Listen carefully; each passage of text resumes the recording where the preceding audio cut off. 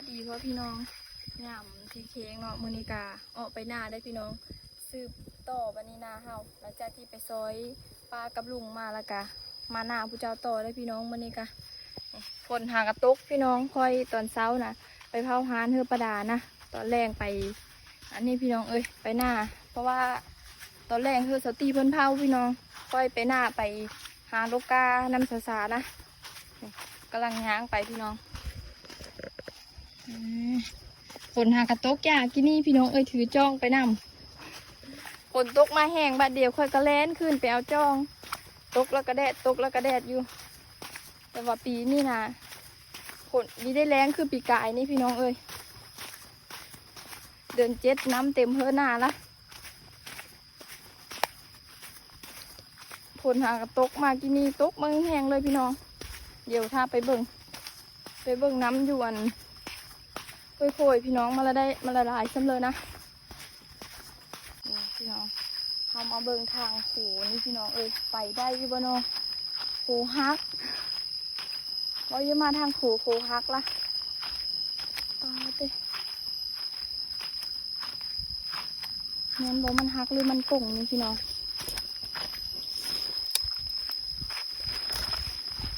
น่าจะมีคนไปด้วยสบายเสอะโขนะตาดิพี่เจ้าบอกค่อยกล้าไปอยู่วันนี้นะพี่เจ้าค่อยไปยี่มีโต๊ะโขก็ถูกวันนี้โอ้พี่น้อง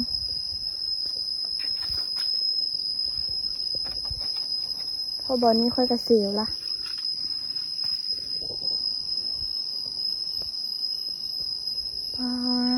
น้ำผัดหลายค่อยน้ำเยอะอย่างน้ำพี่น้องเอ้ยเจ้าว่าค่อยไปได้บนนะ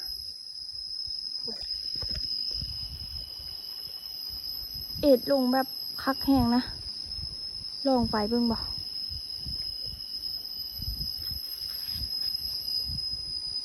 ตุ๊บนี่ละเฮ้ยมันขึ้นทางละ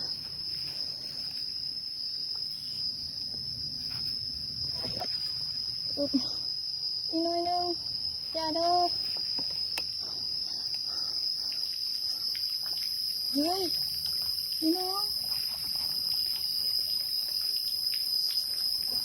ทุกคนไปต่อบ่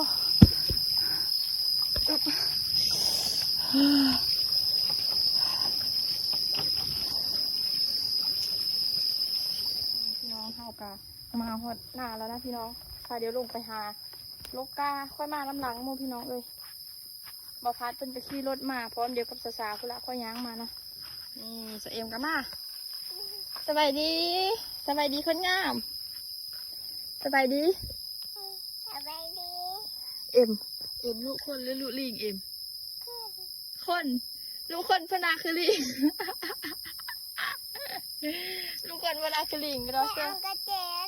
หอมแก้มมึงดูบัดนึงหอมเจ็บบ่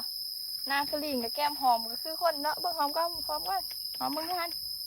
หอมมึงกึ่นก็คือลิงเคยแม่โหลดสงสัยลิงแล้วเอ็มลุลิง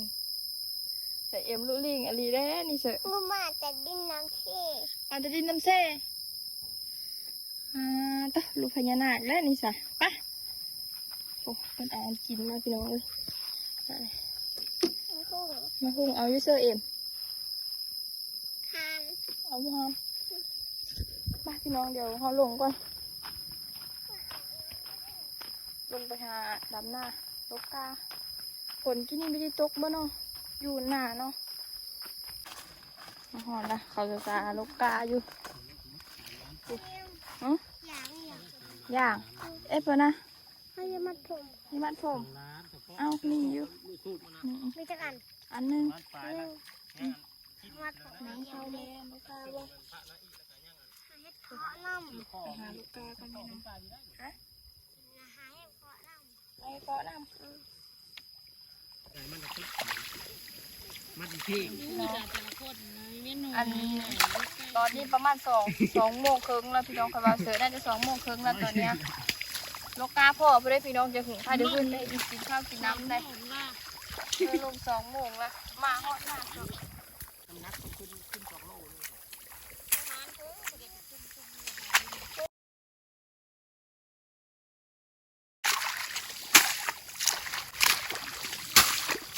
คือกินมะนาวได้ที่มะนาวเอาที่เข้าคือดีเขา กาและพี่น้องงามอยู่เป็นกีบงามๆนึงนะคะเอาไปดำเพื่อน้องเอาไปแซมน้องได้ละค่ะนี่นาไปดำหน้าตีนบ้านพี่น้องเอ้ยไปดำหน้าน้าอยู่กันอยู่แต่บ้านแคมบ้านทุกได้มาลกเอากาแต่หน้าพี่แล้วก็อันพวกหน้าแบบลูกมันนี่พี่น้องลูกหน้านี่นะยังเคยน้อยเคยเด็กเคยน้อยนี่นะเข้าตกกาใหม่เลยพี่น้องตกมือโตเข้าดำหน้าเฮิร์ดนี่แล้วนั่นแหละพี่น้องเอ้ย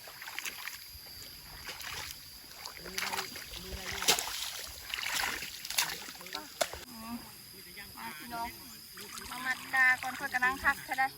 ปีกันนะเห็นแล้วก็จะลืมละจะกินข้าวแห้งแล้วพี่น้องเอ้ยทีมงานพาขึ้นแล้วบัดนี้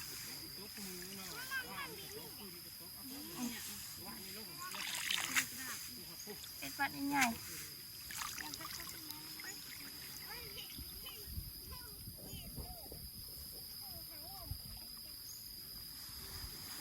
มาเต้มัดจะมีได้จักไงจักน้อยแล้ว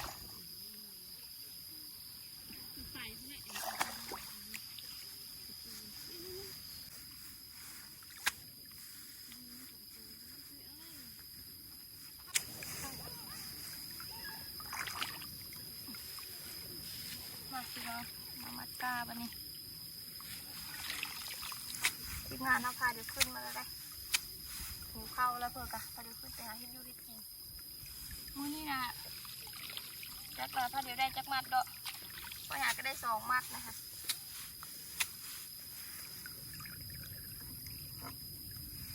อันมัดกับบิ๊กยาวไปเลยได้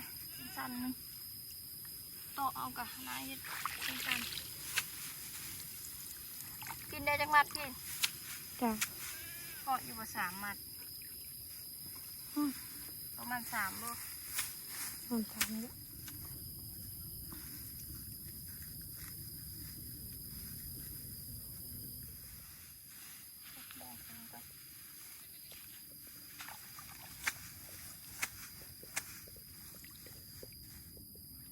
ไปกินแล้วงาม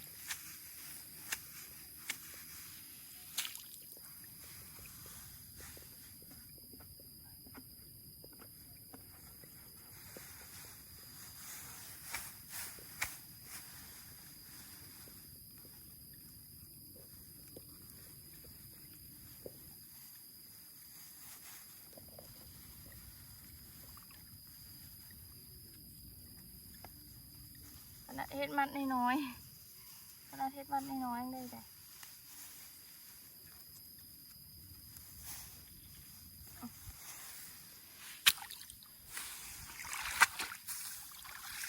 มัดเดี๋ยวไปมัดอยู่คู่ก่อนพี่น้องเฮ้ยนะได้หลายอยู่ประมาณ7 เป็นมัดพี่จักเนี่ยแบบกาสั้นอันนี้มันสั้นพี่น้องเลยกามันยาวอยู่นี่พี่น้องเรากาขึ้นมาแล้วพี่น้องเอ้ยพอเดี๋ยวมัดกาไปแล้วขึ้นมาพี่น้องเฮ็ดอยู่เฮ็ดกินได้วันนี้ได้อีเบะกินข้าวก่อนแล้วพี่น้องนั่นนี่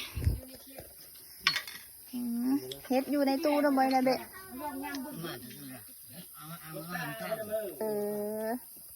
เบะเสียยาพี่น้องอย่ากินแห้งกินก่อนเลยจะกินไม่มากินกับสแอมแซ่บเกิน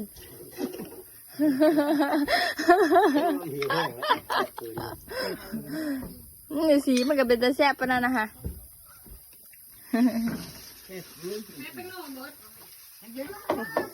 สแอมเดี๋ยวไปกินข้าวบ่ล่ะ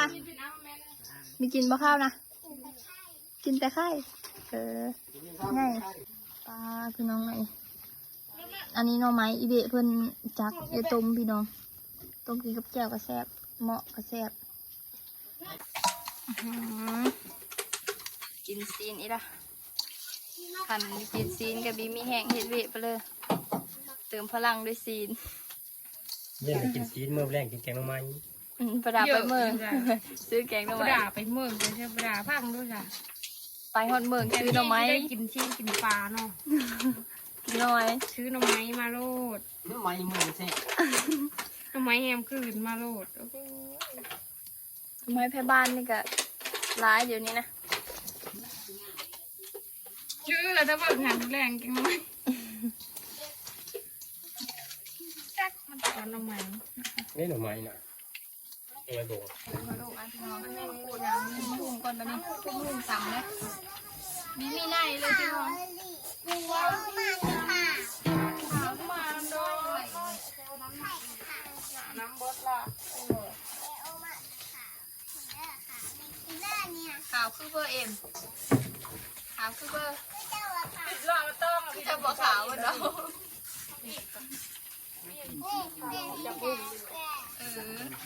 ใช่ขาวอันนี้กับอันนี้อันละดับ จับฟอง อันละเจ้างามเอ็มยองพอดี หนามมาเจอเด็ก มีเรื่องกินเลยเบ้ย เห็นว่า กินข้าวกับเพื่อกินข้าวกับไข่คือลูลิงแล้วลูลิงวะลูลิงดีแม่ลูลิงเพื่อนางคือลิงว้าโตงามปะนายเอ็มเพื่อนแล้วว่ามันคือลูลิงเนาะงามคือแม่นายเอ็มเนาะปูกินข้าวพี่น้อยไว้ ที่กินเร็วไหมเนาะกินเร็วแล้วก็ตำไว้ตำแล้วก็กัดปะไว้ใช่ทุกวันก็ตำจุดเย็นไว้มื้อนึงมากินไปเอาน้ำชาย่างย่างมีความมันคุยนะน้ำลายน้ำมะกรูดลายจุดได้ตึกป่าได้ได้น้ำมะกรูดลายได้น้ำชาเรื่องลูกนะลูกจะที่ลูกที่พูดโดนอันนั้นมีหนวดแข็งงั้นมันเสียนี่รักธรรมดาที่ได้แข็งก็เลย ปลายเนื้อเซนจิตเป็นกำเลยนั่นแหละ เพื่ออันนั้นก็ดอ ตำพนิ้งนะ ตำมะฮุ่ง กินตำมะตองเลย ซูซ่ามาคิดก็เป็นอันนี้ก็ดอ มันน้ำซื้อมัน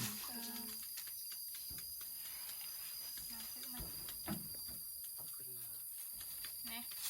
ชิมพิษมาพัดเป็นกระจักมันตองพี่น้องตำมาตองเลยตำมาตองสึกกระปุก ตำมะตองมาเช็ดกระปุกอยู่กับข้าว บอต้อง ต้องคือเขาเห็ดเขาเห็ดกันนี้กันเขาหิวเขาเขาอิ่ม มันจะไหว มันแบบบัดอิ่มแล้วก็อยู่เพื่ออยู่มันแล้วแบบนี้กัน ไม่ได้เด้อไม่ได้เด้อเงินเพิ่นให้มันเลยได้ เพื่อนมันเด้อ หยาดไข่แล้วสอิ่มกันของเพื่อนกินเมื่อแล้วยามของหมูแล้วแบบนี้ของเขาก็เหมือนของเราอิ่มบ่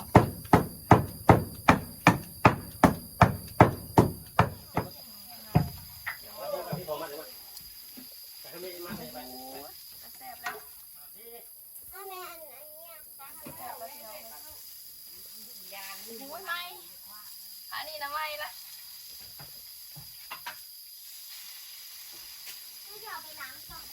ร้อนเฮ้ยไม่นะพี่น้องบอลนี่นะบีโก้ไปยาเนาะมันจะสุกละ บุ้งแอม มันแก่แล้วจะได้น้อง คนเข้าเลย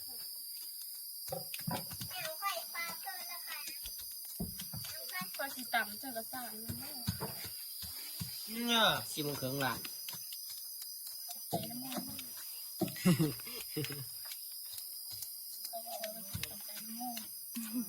สดก็สดคนที่มีตา มาดูอะไรเลย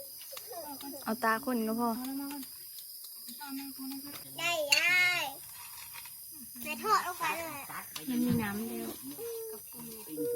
มีพัชแงะในนอนแต่ละข้างเนาะ เอาสังเกตยามนี่ไม่ทันได้อันนั้นก็เลยบนนก มีอะไรอยู่ ม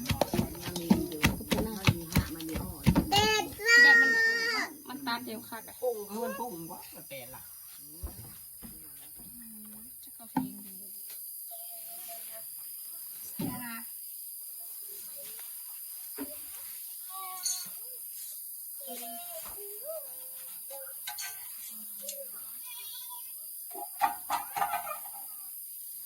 มือลบเลยไง ดูรถอีห้อง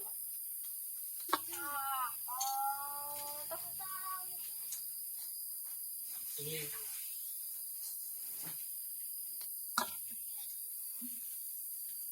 เป็ดมาตีฮอนคักๆเลย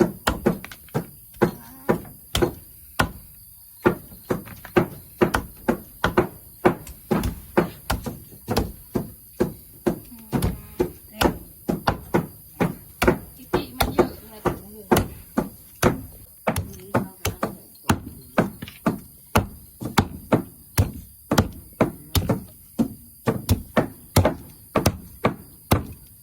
เดี๋ยวอีตีมัน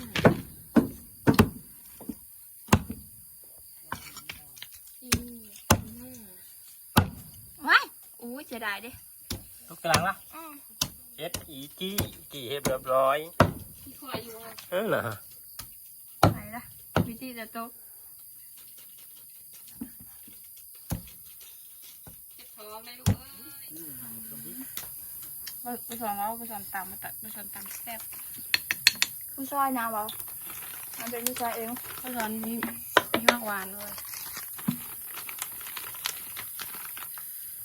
จะมีมากหวาน ส้มหวานๆเค็มๆหน่อย หมดเลยหมดประเด็นยังไงยังงงอ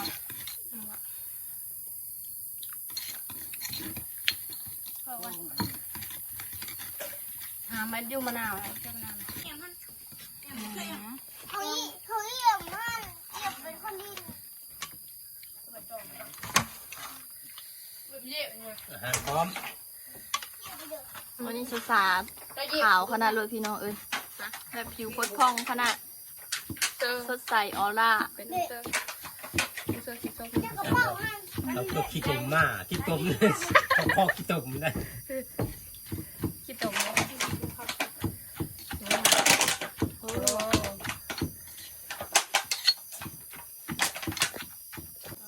กินมาเด้อพี่น้องเอฟซีมากินตำหุ่งมาหลายคนในอันตัวร้านนี้เห็น เอาทันแล้ว เราจะตำเสื้อไข่แซ่บกว่า พอละจ้ะอีกแบบนั้นละเราจะใส่เยอะเอาห้าวเดียวโกดน้ำแซ่บเลยมันกลาง ดูข้าวสามมด ๆซิมมาละ มา พี่น้องกินข้าววันนี้ปุ๊บไข่ก็มี ลูกมึงเจ้าจับอันนี้บอก อันนี้สาดอกมะหุ่งบ่นะแม่นได้พี่เจ้าจ้ะ ดอกอันนั้น ได้กินนะกินก็ มาเด้อพี่น้องกินข้าวยำแรงๆ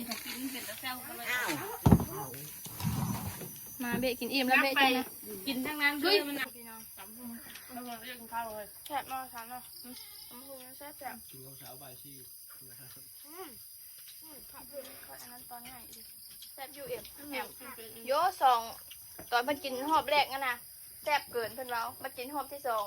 แซ่บอยู่ มีกินละ งานพักบุญมันยุ่ง มาพี่น้อง กินเพื่อแซ่บเลยเห็นก้อนไม้ก็เยอะ เอาข้าว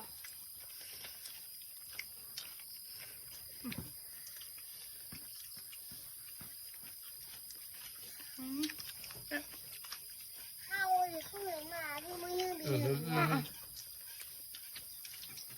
เอาไปมึงกินนึง กินข้าวนั่นเด้ออย่างนึง มีให้ก็มี กินข้าวยาเอาหาผู้เอาผู้กวาดเร็วแม่มันได้ผลค้าลงอะไร หมงนี่กินข้าวแซ่บขนาดนั้นพัดเนาะกินข้าวขาดเดียวอะค่ะตัวนะ ข้าวเช้าอะไร ขยันกินน้อย ไอพัดยังไม่ได้กิน นี่พี่น้องเฮากะสิพาเดี๋ยวมือก่อนบันนี้พี่น้องเอ้ยค้ำพร้อมชอบกินข้าวกินน้ำยาแล้วกะนี่ย่างมือกับอีเบะ2 คน น้ำกระลายได้พี่น้องค่อยๆกะไม่ลงแล้วเนาะเบะปานนี้เนาะแต่เมื่อเว้นนี่ก็ฝนตกเลยจักลงจักขึ้นแล้วพี่น้องงามกะไปนี่ละตอนมาทางโขน้ำลายปีนโขมาพี่น้องเดี๋ยวคลิปนี้กะประมาณนี้ละเพื่อที่เฮามาเบิ่งก็อย่าลืมกดไลค์กดแชร์กดติดตามแล้วก็เบิ่งก็ขอขอบใจคนที่เบิ่งโฆษณาแล้วก็คนที่เป็นกำลังใจเธอทางเม้นแล้วก็อันรับชมเลยนะพี่น้องเดี๋ยวคลิปนี้กะประมาณนี้ละพี่น้องสบายดี